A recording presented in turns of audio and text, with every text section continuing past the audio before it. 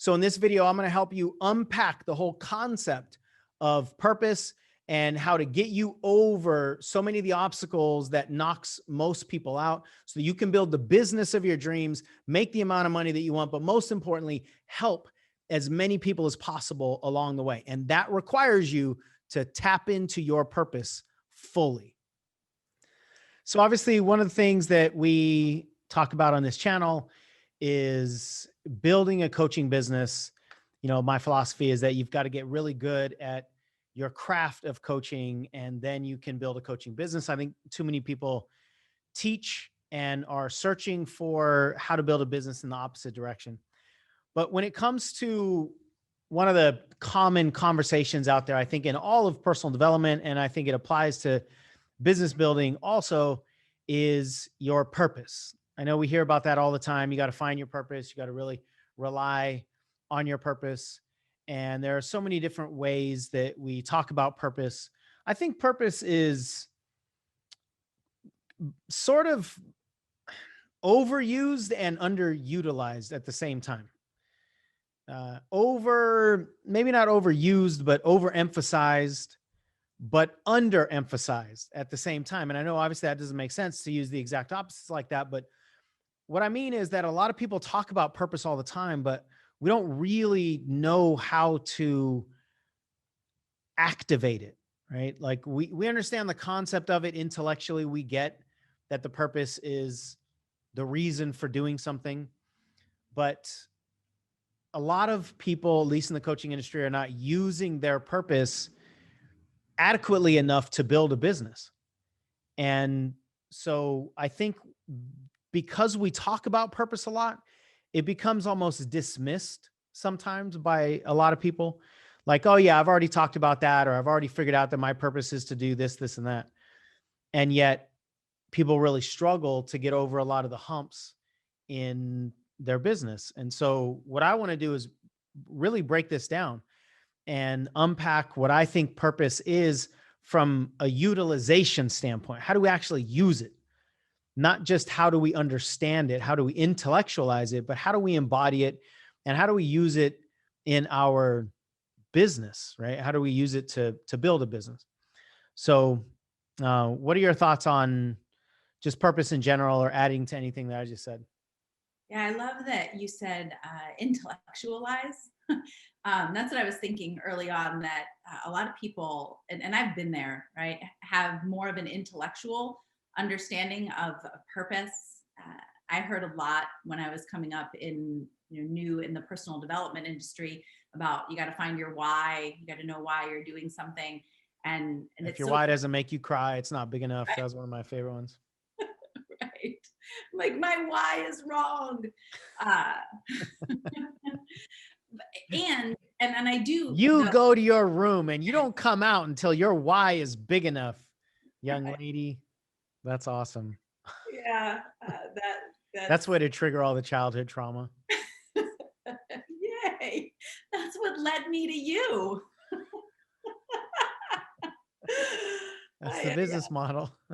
It's perfect. And I believe, at least I have my own understanding of the essence of that. While that saying is kind of cliched and a little bit cheesy and overused, to me that means so many of us are having more of an intellectual relationship to our why, and we think it's things like security, financial security, or some sort of retirement plan, or being able to invest our money, and none of those things really truly like inspire, like that deep soul inspiration, us to take action or continue to take action. And so when I hear that phrase, I think more about, like, okay, I've got to really connect in with my heart. And then the other thing that you said that I think is really important is that it's like, okay, so I have this why, now what? Now what? Right. Like, what am I supposed to do with this? And how do I know if it really is the thing, right? If it really is the thing that's going to keep me in motion and keep me taking action. Yeah, people are terrified I think, of chasing the wrong purpose, Mm, because it feels like we're then wasting time, or, we didn't do what we're here to do on the planet. But the intellectual process of figuring out your purpose is futile for most of us. And you touched on it. It's the intellectual desires are to make money, to succeed, to be well thought of, and essentially just to have that tangible success, the accomplishment, all of that stuff. And it very, very rarely drives people, because the intellect is not where we get our deepest fuel from.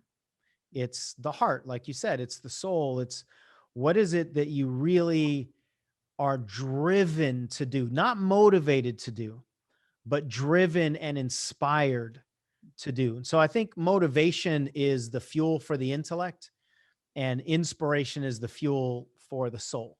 mm, And while they both work, it's not an either or, they both work, but motivation at the intellectual level has a ceiling that's much, much lower than inspiration at a soul level. And I mm. think inspiration at a soul level, it has maybe a huge ceiling, but that ceiling can continue to increase, right? The ceiling can continue to grow as we grow. Mm. And motivation doesn't work that way. It's not the same level of drive at the intellectual level. There's so much of a transactional nature intellectually, meaning I'm going to do something and then I'm going to get something. And if I spend all my time creating or succeeding and collecting money or whatever it is that I'm trying to get, then at the end of that period, then I can just rest, right? Whether it means I can retire in my life, or I can take the weekend off, or whatever. And again, none of those are bad. I'm just trying to explain the difference between the intellectual mind and the soul, the creative space. And too many people are trying to figure out their purpose, and Yeah. figure it out, or figure out, is an intellectual phrase. It's like you're trying to use a formula. If this box is checked and that box is checked and that box is checked, well, then I found my purpose. And if I'm constantly motivated to do my work, well, then it's the right purpose. I can't tell you how many times I've asked somebody what their purpose is and then how they know. How do you know that's your purpose? Or how do you know that what you're doing is not your purpose? And usually what I hear, I would imagine it's the same for you if you ask this similar question. What I usually hear is some version of, I'll never not be motivated, right? If I was on my purpose, my journey, if I was totally in alignment with my real purpose, then I would just get out of bed and I would just go to work or build the business and just constantly do the thing, and never have downtimes, and never have doubts, and never have worries, and never wonder if I can do this thing, and never wonder why I ever decided to do this thing. And I've found that it's the exact opposite. I've found that your real purpose will produce all of that. It's going to cause you to doubt whether you can actually do it or not. Because if you're on a mission that doesn't require you to doubt whether you can do it or not, then how big is that mission? Mm. It's really not that big. If it's not going to cause you to expand your identity enough to go, I don't know if I could do this thing. But the way the intellectual mind works is, I don't know if I could do this thing equals doubt, equals fear, equals not supposed to be there. So if I have thoughts that are not supposed to be there, well, then something must be wrong. And if I'm supposed to know what my purpose is in order to build my business, and I'm not building my business because I have these doubts, well, then I must not know what my purpose is. And we have to make a shift here. If we want to build a business, if we want to play the entrepreneurial game, which is completely different than the employee game, we have to understand that the mind, it's almost like up is down, down is up, kind of the exact opposite, right? It's like the opposite day. I don't know. My kids used to play this a little bit. I don't know if you used to play it, like, today's opposite day, Dad. And, so if you mean yes, you have to say no, right? So it is like that. It is like exactly that in a lot of different ways. If we use our intellectual mind to judge the creative journey, we will be miserable. We will convince ourselves that we are good for nothing. We'll convince ourselves that we have no confidence. We'll convince ourselves that we're nowhere near our purpose. We'll convince ourselves that we should stop, because that's the way the intellectual mind works, right? If there's resistance, that's bad, and we need to remove the resistance. And then we can continue on the journey. So to the intellectual mind, we have to get rid of all the fears first and collect all the confidence and collect all the certainty so that we won't have any resistance along the way. And then we have permission to take off on our journey.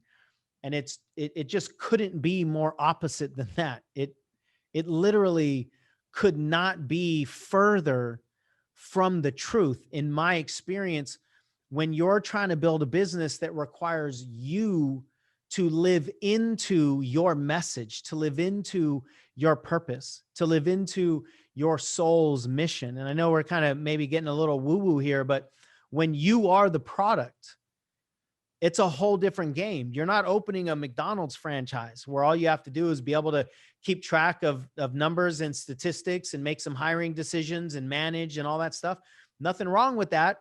But there's another piece here that's called you are the product. And when you are the product, your message is the value that you're selling. When your message is the value that you're selling, and we as humans tend to diminish ourselves or doubt our value as people, that's a tough game. It's a tough game to constantly be thinking that we're not good enough and then take that thing that we think is not good enough and go try to sell it, right? What we tend to do, or a lot of people tend to do, and some people actually teach this, is don't try to sell your purpose or your value as a person. Just sell the easy thing that people will buy. Just go sell money, sell marketing, just sell a simple message. And by the way, there's nothing wrong with selling marketing or selling money, unless it's not you, unless it's really not a version of who you are and or not what you want to do with your life. So I do think that it's the wrong thing to do if it's not what your soul's calling you to do. And I've just had so many conversations with so many people, and there's been several stages in my business where I wasn't really following my soul's mission anymore. I wasn't following my purpose anymore. I was just trying to make money. I was trying to make payroll. I was trying to keep the lights on, so to speak, here in the office. And I think the longest period of time I was doing that was probably for about 2 years. And this is like 10 years into my business. So this isn't like I never got into my purpose, as I was in it and then fell out of it, which is obviously is possible to do too. But going back to this idea of the intellectual mind, the intellectual lens is the worst one to look through if you're on a mission to fulfill your purpose. I'll say that again. The intellectual lens is the worst one to look through if you're on a mission to sell or to fulfill your purpose. And in this case, you're selling and fulfilling your purpose. And when it comes to business, there are just so many quitting points, so many reasons to stop, so many reasons, especially intellectually, to not risk, because you don't want to lose money. You don't want to lose time. You don't want to do the wrong thing. You don't want other people to lose their approval of you or respect of you. There are so many reasons to not do the business, because if the business isn't guaranteed, then the business is risky. If the business doesn't have this guaranteed path, then the intellect says, don't go, because that's the way the intellect operates. So the intellect wants us to have a guaranteed path that says, if you do this, you are guaranteed to succeed, which means that we can avoid the risk of failure, which is what so many of us are terrified of, right? So the intellect will say, I know how this is done. You need to get perfect. You need to get super confident. You need to get to the point where you don't make any mistakes whatsoever. You need to follow this smooth game plan. And then I, as your intellect, will give you permission to take action. And it just never happens that way. We're programmed to operate that way, but that's not the way entrepreneurial endeavors and the entrepreneurial journey works. So I've never met an entrepreneur that has learned how to predict the future, or learned how to find that guaranteed path, or learned how to be perfect, right? I've never found an entrepreneur that's learned any of those things that the intellectual mind thinks are important. I've just met entrepreneurs that learned that that's not the game, that this game is a completely different one. And this game requires confrontation of self. It requires leaning into our doubts and our fears. It requires not to know. It actually requires us to not know, especially when your purpose is on the table, when your purpose is what you're trying to fulfill. I think, based on my experience and being in this conversation for so long with so many people, you cannot fulfill your purpose without taking a lot of ignorant, terrifying action. You cannot fulfill your purpose. So if you're not taking ignorant action, meaning action that you don't know the outcome of, and you don't know if you can do it or not, if you're not doubting yourself because you don't know if you can, then you're not on purpose. I can just virtually guarantee that, because your purpose is much bigger than your current capacity to understand. And all of the ideas that give us the answers that we're looking for are only inside of our current capacity to understand. So in order for us to say, this is the path because I can see it, we're looking through our current lens to say, yes, this is the way. We're not going to mess up this way. We know exactly what to say. We know that if we take these actions, that we'll get these results. That's coming from the current lens that we're looking through. And I can just virtually promise all of us, myself included, the current lens does not contain your purpose. Your current lens doesn't have the capacity to fully contain what you're built for and what's waiting for you. Now, my belief is as we continue to grow and expand, our purpose is so much bigger. So as we move into our purpose, the next level of that evolution will then again be beyond our current capacity to understand. That's why it's so critical for us to lean into the idea of moving beyond our current capacity to understand. It's an idea. We have to heal our relationship to the fear of that kind of unknown, because it will continue to come up. It's going to cycle constantly. And as soon as we think we have beaten it, as soon as we think, okay, now I've expanded my current capacity so much that my purpose fits. Nope. That version of your purpose, that stage of your purpose fit. But now, as soon as you can hold it, you'll be aware of the next level of it, which is again beyond your current capacity. So it's this process of constantly moving beyond comfort, constantly moving beyond certainty, constantly moving beyond what you intellectually understand. That's the process. Now, my experience also is, if you are not driven by something bigger than your current capacity to understand, then there won't be any reason to push through the resistance. So all of those tangible things that you mentioned a few minutes ago, those are all in our current capacity to understand, even if it's a little bit more than what we currently have. So we can say, I'm making $40,000 right now. I want to make $80,000. Great. That's in our current capacity to understand, even though it might be beyond our comfort in terms of what we've actually experienced. I can understand that.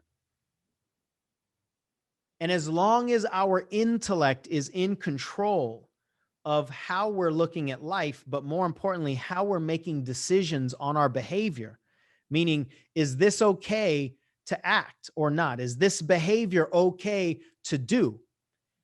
Your intellect will convince you that the behaviors that are okay are the ones that fit into the current capacity of understanding.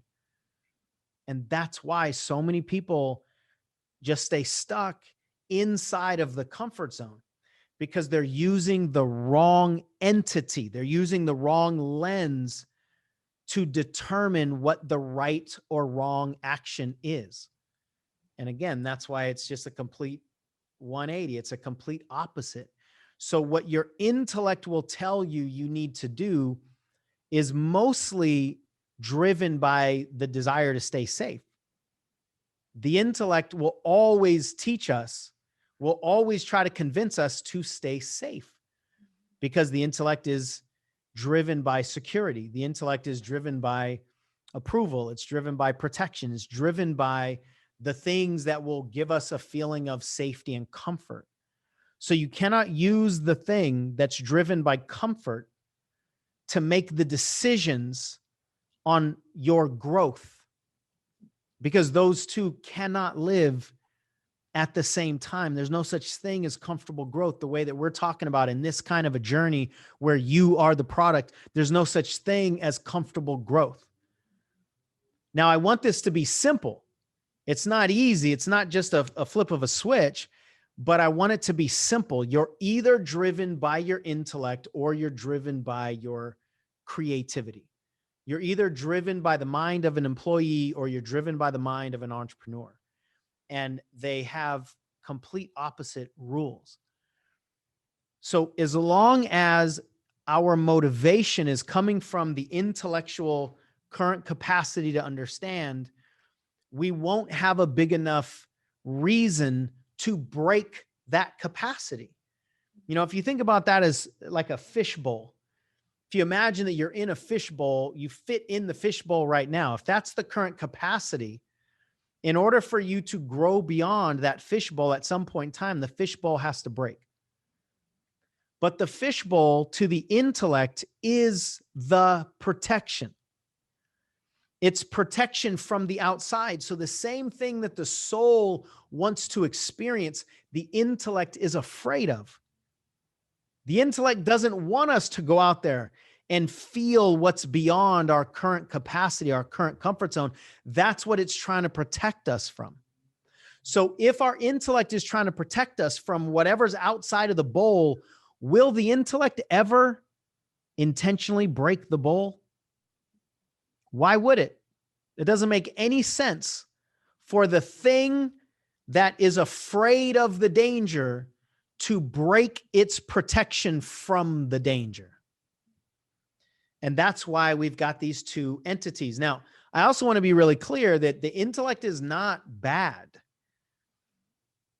It's never going to drive us toward our purpose. It will never be the fuel that drives us to the purpose, to our purpose, but it can be very powerful.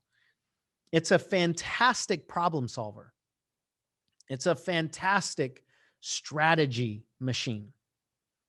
It's just not good enough fuel or deep enough fuel for us to have the reasons to break the glass. So if we're using our intellect to try to motivate ourselves to break the glass, which will then crush the protection from the thing that's scary, we'll never do that. And if we do, just because we're hyper motivated at some point in time, we'll build it back up pretty quickly. And that's where people get super motivated. They go to a live event or they read a book or they watch a movie or something or have a conversation. They get super motivated and go out and take some action and then just go, oh my God, what did I do? And then retreat right back into that safety zone. So assuming that you're with me here, that you're agreeing with everything that I'm saying, now let's look at purpose as a fuel. Let's look at purpose as a reason to act. If your intellect doesn't have the fuel to break the glass, only your purpose will, because your purpose is coming from outside of that glass. Your purpose is coming from something much bigger than your current capacity to understand it. And so those the breaking of the glass quite often has to happen from the outside, not from the inside. And, it'd be nice if we could just reach around. I mean, I guess we can if we're running with this analogy and just break the glass from the outside. That's usually not how it happens, but we can shift our perspective and we can start to look at what our purpose is from a bigger perspective. We can look at it from somebody else's perspective. And I want to jump into that here in a moment. But hopefully everybody's understanding that the reason for breaking the glass has to come from outside of the glass, because from inside the glass, it just feels like the only thing that can happen if it breaks is danger. So if we need to move beyond our current capacity to understand, then we have to take ignorant action. Ignorant being the lack of capacity to understand. So if everything in our current capacity is what we can understand, then everything that we're trying to get to is beyond our current understanding, which means that's the ignorant action. That doesn't mean that we personally have to be ignorant. That doesn't mean, and ignorant doesn't mean stupid. I think we're afraid of being ignorant because we think it means stupid. Ignorant just means we don't know. We don't have the capacity to understand this. So if we believe that our purpose lies beyond our current capacity, then fulfilling our purpose requires the ignorant action that's beyond our current capacity. Hopefully that came out of my face as clear as it was when it was just inside my head. So what do you want to add to that, if anything? Probably nothing, right? I had this image when you were talking about the breaking out of the glass container, and I could just see like myself on the inside intellectually telling myself that I need to push through and I need to like pound through the glass, but at the same time being fearful that I'm going to cut my hand, that I'm going to get hurt. Like, well, it's not that bad in here. Like, I'm good, right? I can breathe in here and I'm good in here and look around. And I mean, it's fine, right? In this space. But when you talked about the outside, like I think about being pulled by my purpose. Yeah. And to me, it's like this energy that's tethered right to my heart. And so if that goes through the glass, then it's like I don't even need to bust through. It literally like pulls me out. And if we use that motivation that you talked about to like right and run like frenzy people through the glass, then I might run for a minute, but then I am going to look down and see the cuts on my body and see maybe some blood and freak out, right? Oh my gosh, what is it that I'm doing? I need to go like back into the container where I feel safe or rebuild up the walls.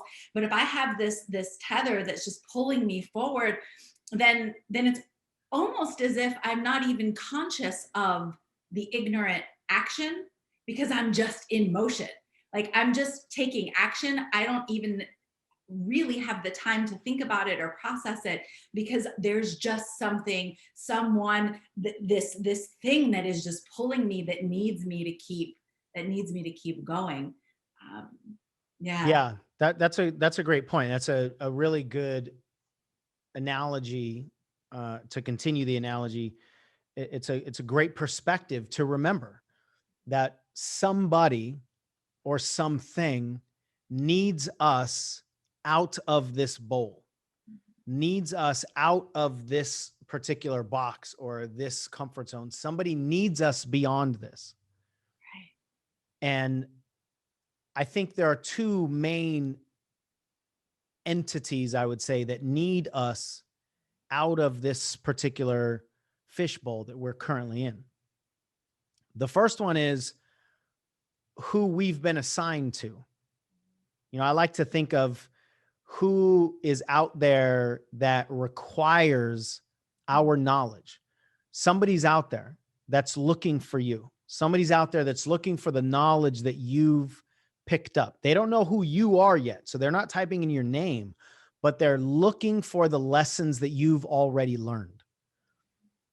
We call it your seeker. We call that person your seeker. Who's out there seeking, actively seeking the lessons that you've learned in your life? And then the question is, are you going to keep it from them?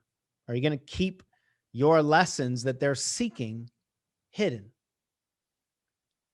And that's a whole different shift of perspective, because what most people think about when they think about doing videos, they think about doing podcasts, they think about just putting themselves out there, is the danger of visibility. Soon as you become visible, people judge you. Soon as you become visible, people can disagree with you. Soon as you become visible, people can attack you. Soon as you become visible, you might get more successful beyond your current level of comfort, right? So there are all kinds of reasons to stay out of the light. My experience says that once we think about a human being out there that's literally searching for the lessons that we've learned, it's so much easier to say, I got to get that website up. I got to do that video, because somebody's searching for it right now. Somebody's seeking my lessons. And I think it's important for a lot of us, myself included, even though I've been doing this for a long, long time, to not think of ourselves as the prize. Like, people aren't looking for you. Oh, wow. They're looking for your lessons through you. And that right there is a huge shift for a lot of people. Because if I ask you what your value is, you know, if you're a coach and we say, what do you charge on client calls or whatever?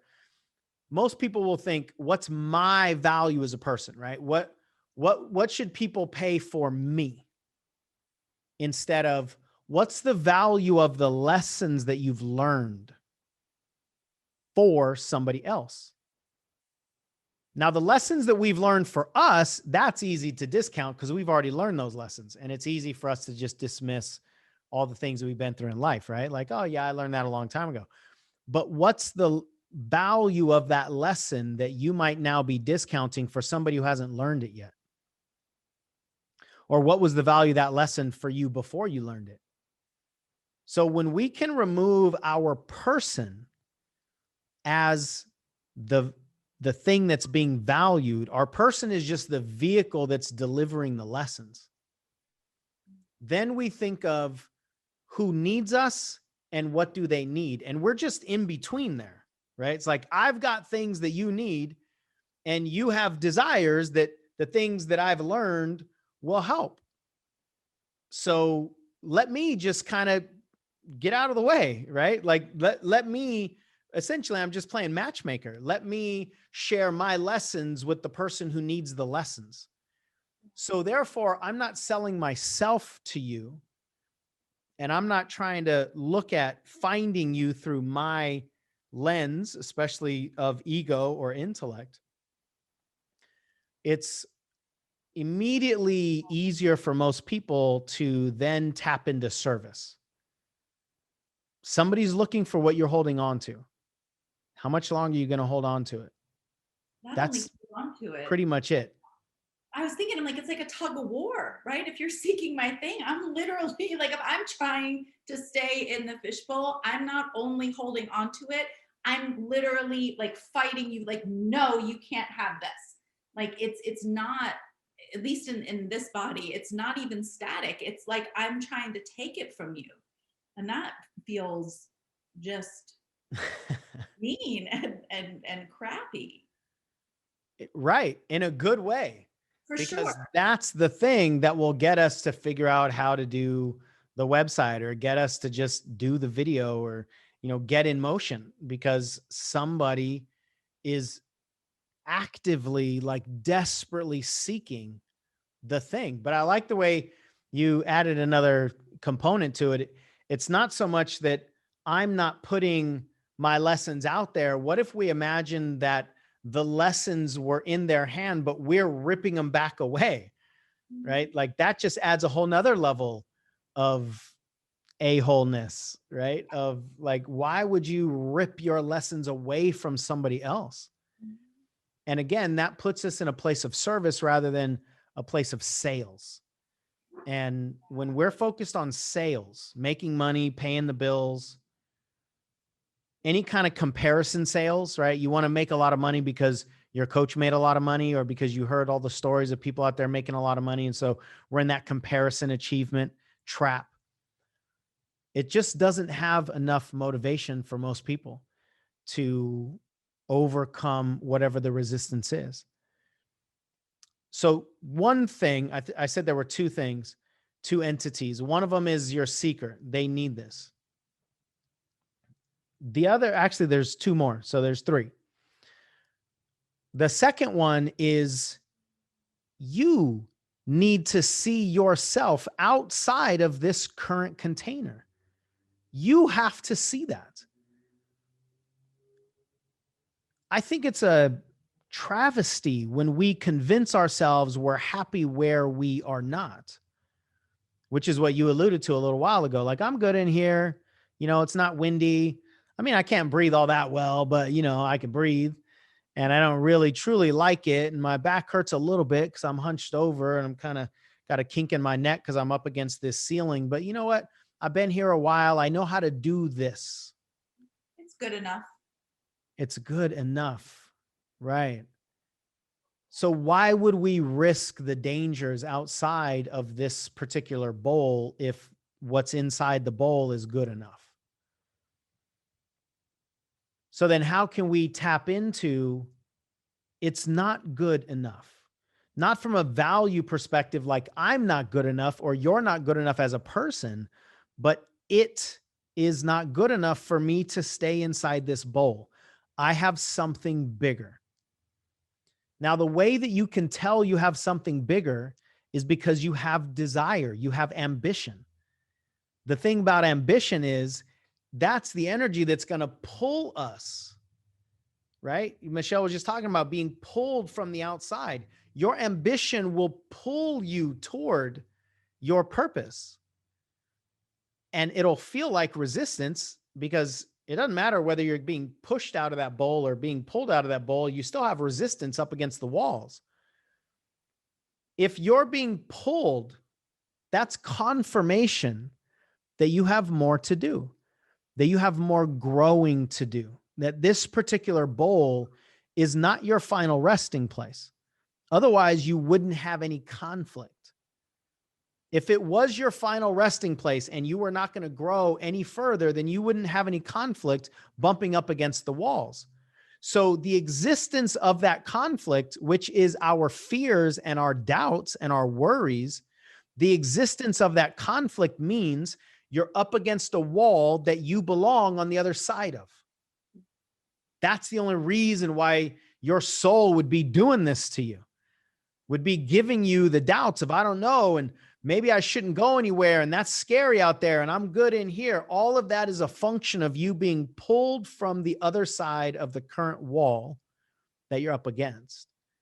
That's how you know that it's time to grow. That's how you know that there's something bigger than your current capacity that you need to dive into. So that's the second thing.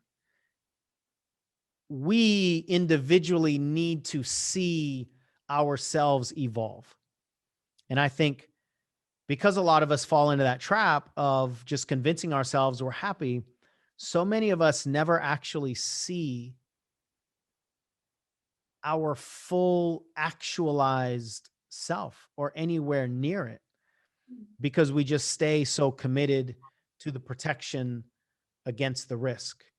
So therefore we don't grow, and then we don't watch ourselves grow.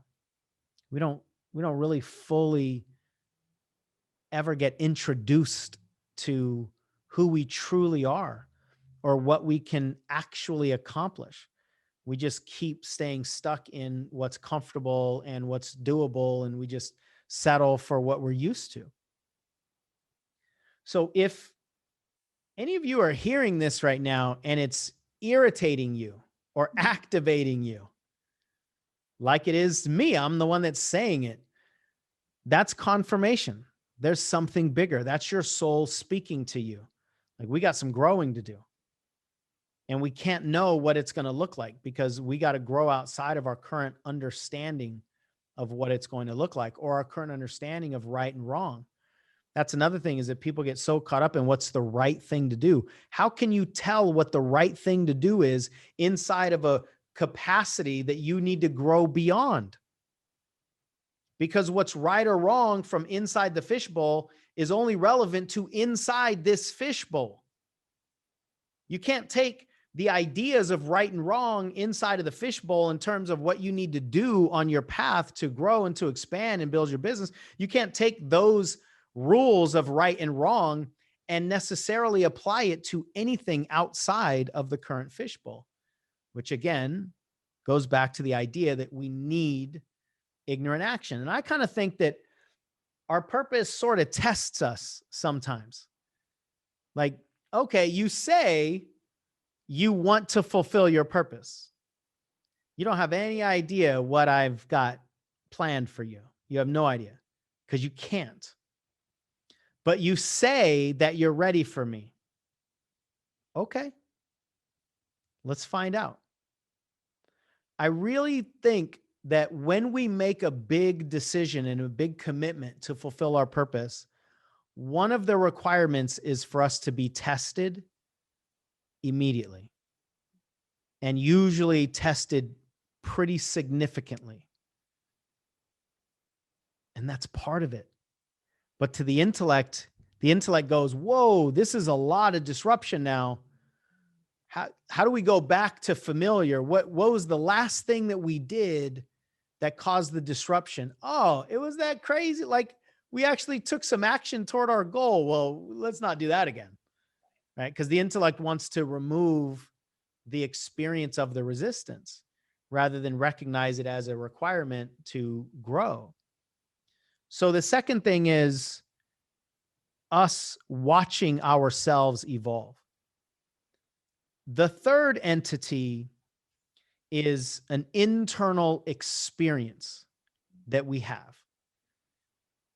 It's an embodied experience that provides a leverage that most people don't get to. It's an experience that says they need this. Not they need me, or even they need my lessons. They need this experience right here. They need to experience this. Because now we've got service plus leverage. And when you have leverage to serve, that's a recipe that is so much more powerful than the intellectual recipe for resistance, for the fears. When you have leverage to serve. For me, I know you've heard this story a lot, Michelle. Some of you have heard it, maybe some of you have not. For me, that came in a crowded hotel lobby in 2005. I was at a seminar. We were asked to create a goal that was so scary that we didn't know if we could do it. So I created this goal. Then we were asked to share the goal with the person next to us. And as I turned to share the goal, I just started crying. And the lump in my throat was so big that I couldn't talk. And my partner, walked me over to the co-facilitator of the event and just said, Sean needs some help, right? He's very perceptive, this guy. He just didn't want to deal with me, I think. So he walks me over to the co-facilitator and says, Sean needs some help. And the co-facilitator was looking at his date book or your calendar or something at the time. You know, this is back in 2005, right? So we didn't have all the smartphones and everything all digitized. So he was looking down and he goes, okay, how about we talk after lunch? And then he looks up at me and he literally like stops mid-word, lunch. He goes, we can talk after lunch. And he sees the state that I'm in. And I'm just this hot mess of human emotion that can't contain itself. And I'm just in this desperate place of, can you help me? I couldn't speak, but he saw all of that. And so then he goes, ooh, this is about to come out. And I'll never forget him like essentially pointing at me saying, this is about to come out. It seemed kind of insensitive at the time, but I didn't care. I just, if you can get this out, then let's get this out. So he walks with me and we're looking for a place to sit and there's nowhere to sit. We're in a hotel, traditional like hotel meeting room space, right? Where seminars are held all the time. So as we're walking down the hallway, we can't find anywhere. We go into the lobby and there's nowhere to sit except the piano bench. So there's a piano and there's a bench and nobody's sitting on the bench. It's the only place to sit. So I walk over and I sit down on the piano bench and he takes me through this guided visualization process. And in about 15 minutes, fundamentally and literally changed my life. You know, we use that phrase quite a bit. And sometimes I think we overuse it and it doesn't have the juice that it really deserves. But in this moment, my life fundamentally was changed. When I opened my eyes after that visualization, I saw a different place. It was like there were these lenses that had darkened everything that had just been removed. And I saw more brilliant colors. It was like I could smell the oxygen differently. I got up off of the piano bench and I felt different in my body. That was my first neurological transformation. You know, since then, I've kind of coined this term called neurotransformation, and it's that moment right there. That's the moment. And I didn't know that moment was possible. And I was actually totally against this idea of coaching, and I thought it was just for weaklings, and you know, it's like therapy and only losers go to therapy. And I had all this emotional resistance based on my childhood, and my mom was in therapy for a long time and I didn't have a good relationship to her. So I thought she liked her therapist more than me. Like I had all this real unhealthy connection to the idea of therapy and the idea of getting help. So I would not have volunteered to enter into this experience, but I was going to say face to face, but it was more like soul to soul with myself and with my purpose. And because I couldn't speak, I didn't have the capacity in that moment to resist. Like he could have told me to do anything and I would have done it because I needed to get out of this particular pain that I was in that moment. And 15 minutes after the visualization, or after the 15-minute visualization, I walked back to that seminar room like a different person. And I got home and my wife asked what happened to me. And I had friends that were asking what I'm doing and what I'm on, and could they have some? Whatever it was, could they have some? And I was just so unleashed. I mean, I was just loving everything. And I was like just floating, you know? I was a fire hose of information and excitement and enthusiasm. And my friend Jeff, when we were eating lunch not too long after that, he goes, dude, stop. You're smiling way too much. Like you're never this happy. What are you doing? And what are you on?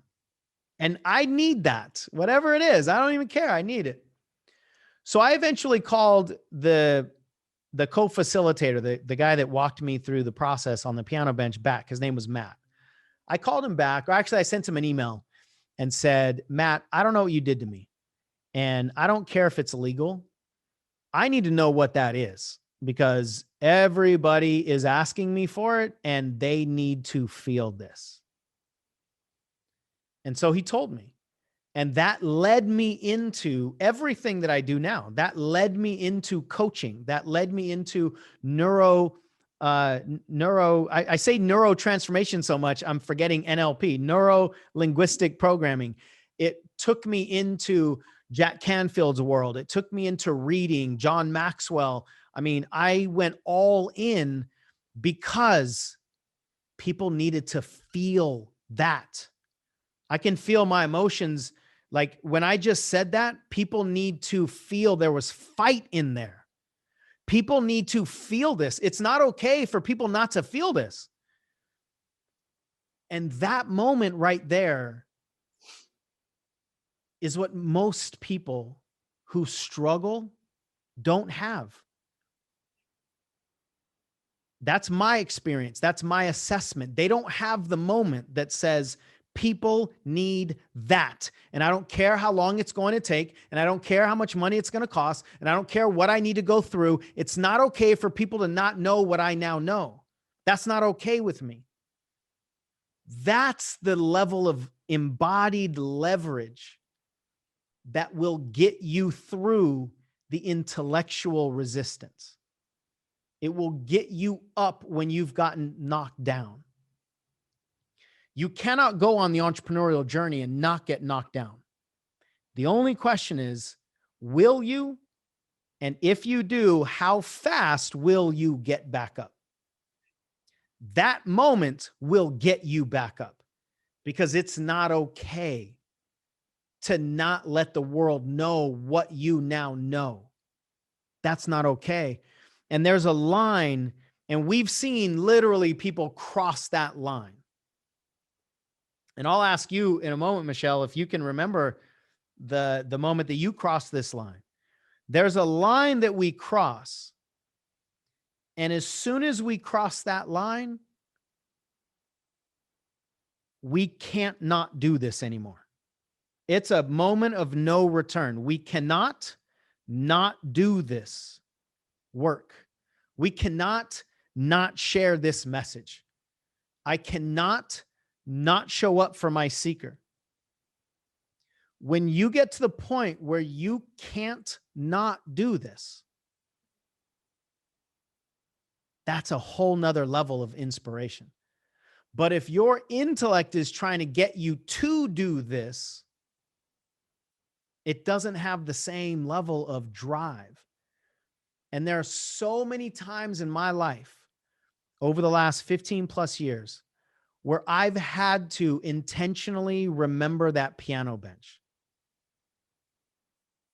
And before that, I've had to remember the promise I made to myself as a 13-year-old kid who was just hit by a car and almost died. And I told that little boy that I would never not fight for his dreams. And I made that promise to myself getting up off that piano bench in the few months that happened after that I experienced, that I cannot hold this in. I just can't do it. And there are plenty of times over the last 15 years, I cannot count, nor do we have anywhere near the amount of time, unless this is going to be a 10-hour session, to tell you all the times I've wanted to quit. I thought I couldn't do this. And I even got to the point sometimes where I didn't want to do this anymore. I just didn't want to, because it was too hard, because I had lost too much money, because I had been embarrassed way too often, because I just wanted to do whatever I was doing inside of my comfortable fishbowl, whatever it was. There's so many times where I just wanted to stop.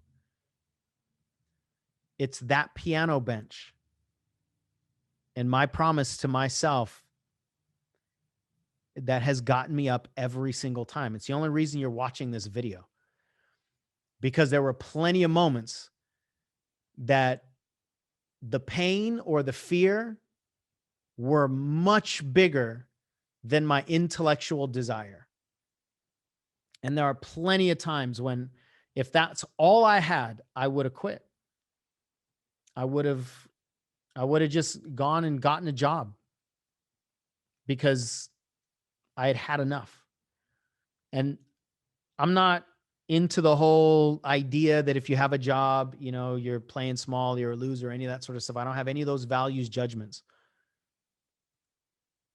But I had had enough of the challenge until I remembered I can't not do this. people need to know this. Therefore, let's keep going. And you know, Michelle, that hasn't happened for about, what are we, 36 hours away from the last episode of that? Right. From the last episode of, oh my God, why, it's not worth it. Right. It's not worth it. And so it was just a day and a half ago that I was trying to pull whatever hair I could find out, so frustrated. And I mean, what did it take? 5 hours, 6 hours? Yeah. Before I could get this thing to work that has worked hundreds of times before, and I couldn't get it to work. And then I had to do it this way, and then this way, and then this way, and then go to that store and they didn't have it, and then drive to that store. And it was like, oh. But what we remembered is who we're doing this for. Yeah, she's worth it. She's worth this trip. And we've named her. And so when either one of us are frustrated, sometimes we'll just text, Shannon needs this. She needs this.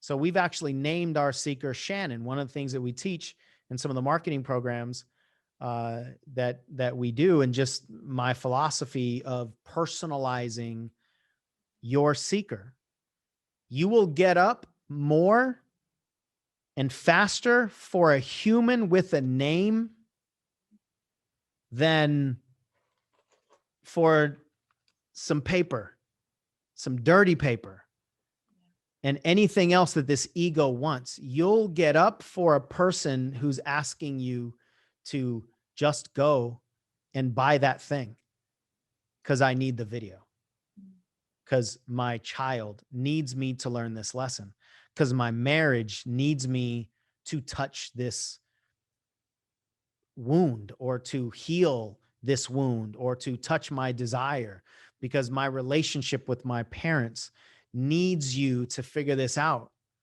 or I might need you to figure this out so that I don't harm myself.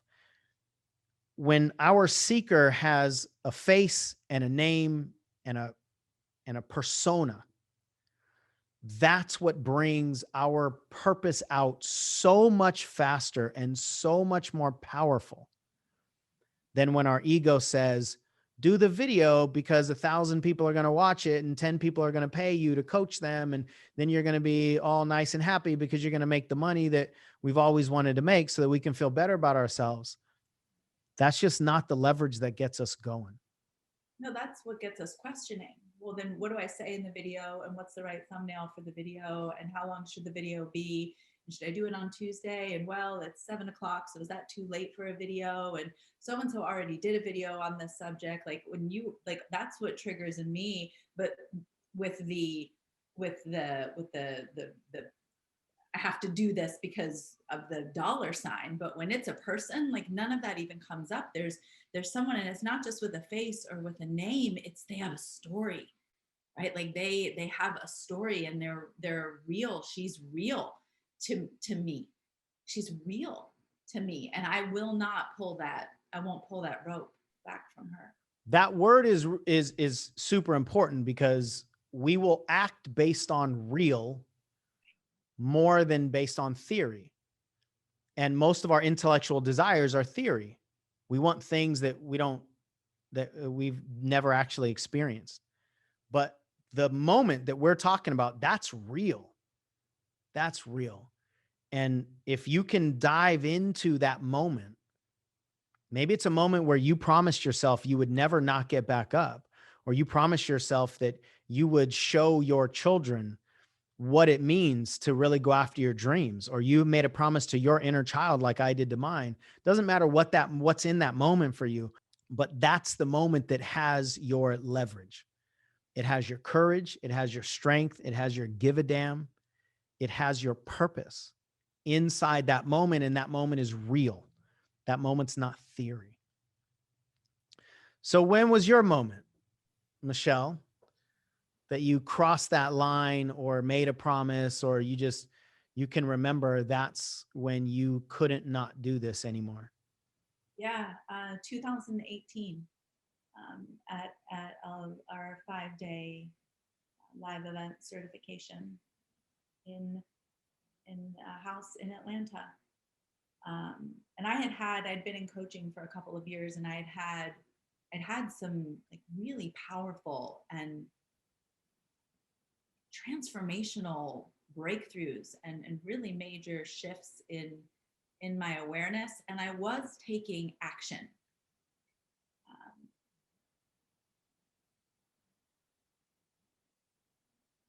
I just didn't know. I didn't know how much I wasn't doing until I crossed that line, and I didn't know the energy that wasn't there, and until I had this experience. So I say that because I think it's important to know that like you can be in motion, you can be doing things, you can be, coaching, and I was putting out content, but people weren't really responding in the way that I wanted them to. I was struggling a lot with what's the right thing, and I remember a conversation with you asking, right, I need to know, like, tell me what the right thing is, and what's the right thing to put on my website, and what's the right offer, and all of that mess.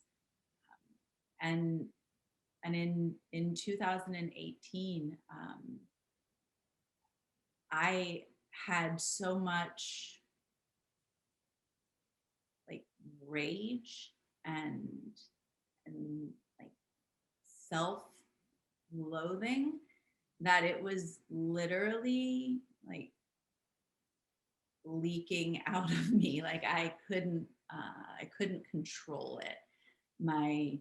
I didn't have that I can barely talk from crying experience, but I could not like control like the tremors in my body. And it's a moment through a really beautiful and incredibly healing exercise with Sean, here with you, sir, in a coaching demo, where I just let go of and release all of the judgment and shame and guilt and all of the anger that went with all of that, and really stepped, like it's like I stepped into my body for the first time. Mm. I remember being like so scared, to what you were saying earlier, and having that like, is this really going to be okay for me to do this? And this sense of trepidation, but also like excitement of really just stepping forward into love. That's the moment that I healed my relationship with myself, with my most sacred, most intimate relationship. And the difference,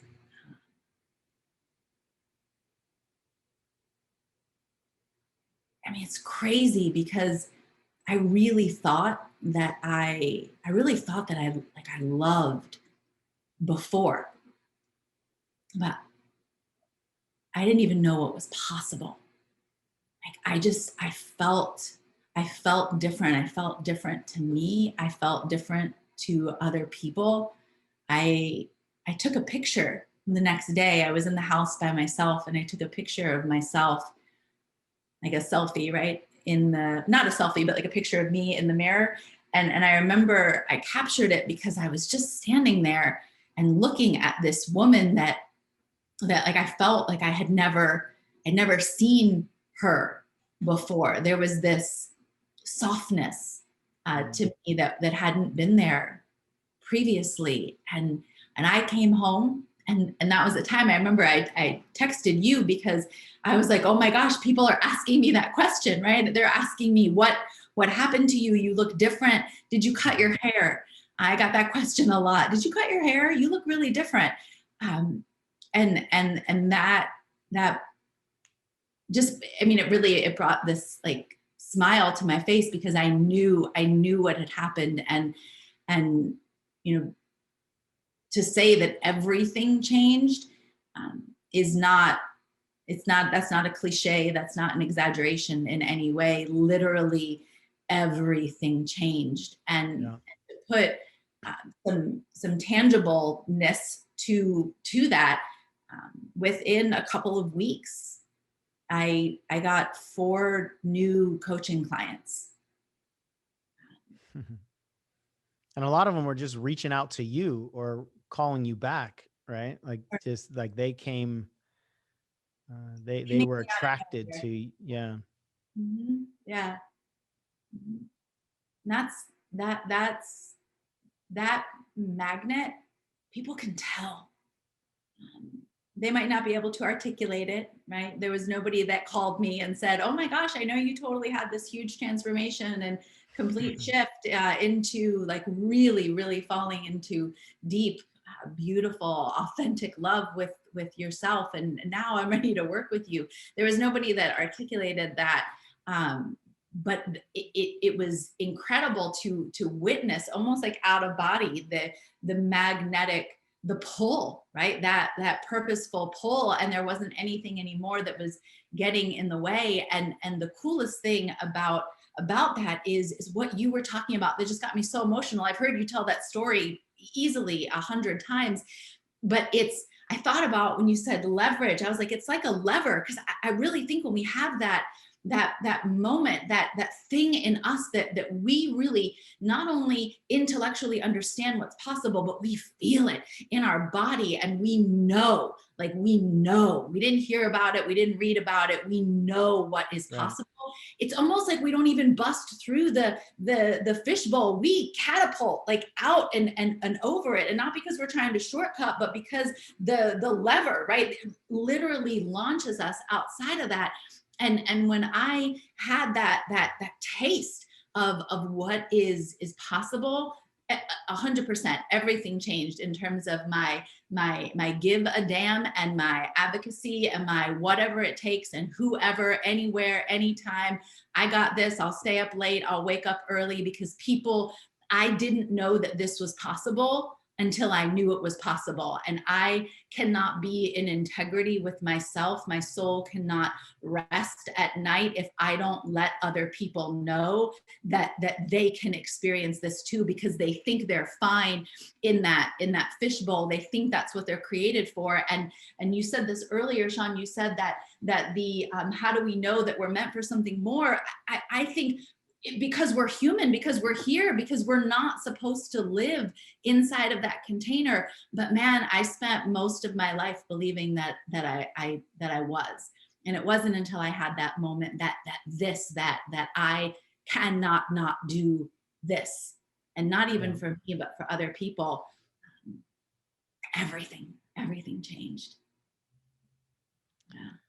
Thank you for sharing that. I can see it, but really feel it. And I can remember it because I was there over the last couple of years. So I can attest to everything that you're saying. And this is why people who want to be transformational coaches. So everything that we've been talking about is about transformation. It's about really giving people a different experience in their body on this earth. And in order for that to happen, you have to have that. Now, it's a constant journey. So that piano bench was only the first one. And Michelle's 2018 moment was the first one. It was where 2018.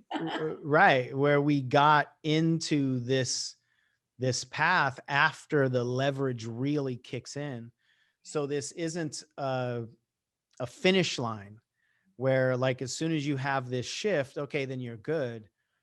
Especially if you want to have transformational results for your clients. If you want to help humans evolve, transformationally and give them experiences like the ones that Michelle and I have just shared, then you've got to be in that work. You have to be swimming in that pool in order to have the essence of that kind of a shift. And then when it gets to the point where you can't not do this, everything you experience will be what we call flow through healing. You're doing this so that it can flow through you and reach somebody else. And then you basically just become a conduit between whatever it is that you need to experience and whoever else needs the lessons from those experiences. So then it's like, just come right through me, right? Go ahead and give me the lightning bolts, or give me the awareness, or give me the feeling, the emotion, whatever, because somebody else needs me to learn this lesson. And that kind of leverage based on service it's just a game changer. It truly is a game changer. And what I find is that most people who are struggling in their business are struggling because they've never touched that moment, or they have touched that moment sometime in the past, but they've forgotten it, which actually might be worse. Because if we've forgotten it and we don't go back to it, then we probably dismiss it. And if we're dismissing it, then why would we ever think that it's actually the key that's going to unlock the door for us? So this whole conversation is what I believe is involved in the idea of finding your purpose. It's so much deeper than just a bunch of boxes for you to check. And it has to come from this depth of your soul. You know, I don't think we've used this phrase, but it becomes a soul's obligation when you get to the point where I can't not do this. Why do you do this? Because I can't not. That's when the obligation is coming from your internal inspiration and not coming from your external or intellectual motivation. And I don't personally know anybody in this industry that has a business that's fueled by their authentic purpose that hasn't gone through everything we just talked about in this conversation. I know a lot of people who've achieved money results. Sometimes the business collapses, or sometimes the person who creates the 6- and 7-figure business gets depressed and sometimes suicidal. There are those stories out there quite a bit. And I don't think you're doing yourself a service if you build a business that doesn't have your soul inside of it. If your soul is not inside of your business, at some point you will resent the business, or the business will resent you, or both. And that's a recipe for misery. And it's a recipe for eventual disaster. So do this work. Feel this feeling. Or remember the moments that you decided you can't not do this, or the promises that you made to yourself. That's where your inspiration comes from. Now, this whole video has been talking about purpose, and we were talking about your seeker. We have a whole program called the Foundations of Marketing for Coaches. It's really an A to Z program about how to think like an entrepreneur and how to think like a marketer, rather than just try to follow the one size fits all assembly line rules. So if you want information on that one, you can click the link in the description below, and you can actually consume the entire first module where we deep dive into finding your seeker, identifying who that person is, creating the questions that you can use to actually get some of your first coaching clients. And it's a really powerful program. So go ahead and check it out. You can get that whole first module for free. Now, if there's anything that you want our support with, we offer free consultations one-on-one if it's internal around doubts and fears and things that you need to climb over internally, or if it's external around strategy and business models or pricing or any of that sort of stuff. Book a free consultation. It's a link in the description of this video, and we'll jump on the phone with you one-on-one and give you customized support and customize results. If you like this conversation and you want more and you want to get notified when we put out this kind of content, make sure you're subscribed and make sure you click that little bell so that you get notifications when we put out our videos. Now, if you like this video, check out that video where I'm going to teach you how to add more of that soul-driven inspiration into your marketing. We need to know the difference between our soul's voice and our logical voice. But a lot of times they sound the same. A lot of times in the transcript, they look identical.